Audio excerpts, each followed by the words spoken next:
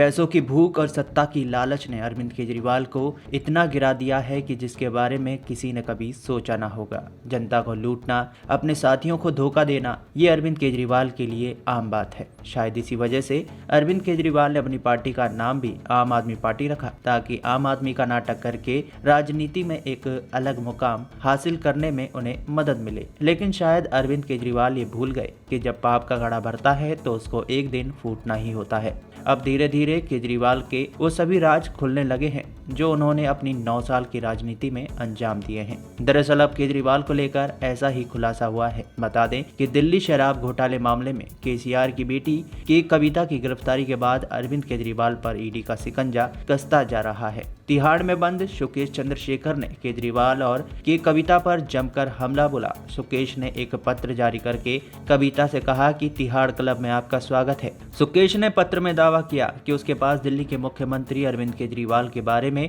बताने के लिए बहुत सारी जानकारियां हैं। के कविता को संबोधित करते हुए अपने पत्र में सुकेश ने कहा कि आरोप को फर्जी बताकर राजनीति करने वालों को अपने कर्म वापस मिल रहे हैं। इन लोगों ने गलत काम किए। सुकेश ने कहा कि अब तुम्हें सच की शक्ति का सामना करना है। तुम्हारे सभी कर्म वापस आपके पास आ रहे हैं। सुकेश ने बीआरएस नेता के कविता को संबोधित पत्र में कहा कि डियर के कविता, सच्चाई की जीत हुई। फर्जी मामले, फर्जी आरोप, राजनीतिक जादू टोना कहने का नाटक विफल हो गया। अभी फिल्म बाकी है। तुम्हें सत्य की शक्ति का सामना करना है। तुमने हमेशा सोचा कि कोई छू नहीं सकता, अजय है, लेकिन तुम इस नए भारत को भूल गई। कानून पहले से कहीं अधिक मजबूत और शक्तिशाली है। सुकेश ने इसी के साथ कहा कि मैंने अपने प्रेस रिलीज में 2 बातें कही हैं। पिछले साल मैंने कहा था कि विधानसभा चुनाव में बीआरएस तेलंगाना की सत्ता से बाहर हो जाएगी, और दूसरा ये कि गिरफ्तारी और तिहाड़ क्लब का हिस्सा बनने के लिए आपकी उल्टी गिनती शुरू हो गई है। तो ऐसा लग रहा है कि अब दोनों ही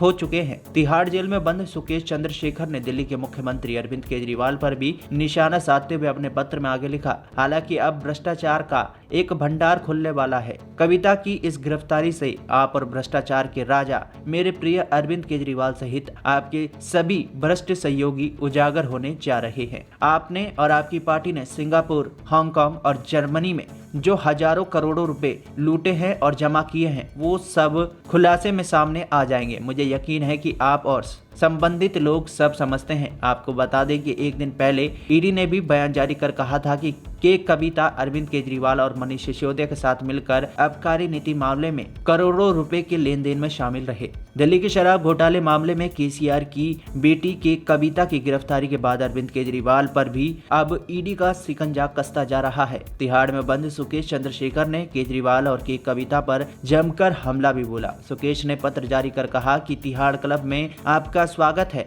दरअसल अब जल्द ही अरविंद केजरीवाल का भी नंबर लगने वाला है। इसी वजह से अरविंद केजरीवाल लगातार ईडी के समन को दरकिनार करते हुए नजर आ रहे हैं। बता दें कि अरविंद केजरीवाल को ईडी ने नया समन भी भेजा है। ऐसे में कल अरविंद केजरीवाल को ईडी के समक्ष पेश होना है। देखना होगा कि अरविंद केजरीवाल अब इस ईडी के समन को लेकर आगे क्या बहाना बनाते नजर आते हैं। खैर दोस्तों, अरविंद केजरीवाल को लेकर आपको क्या लगता है, हमारे कमेंट बॉक्स में जरूर बताएं।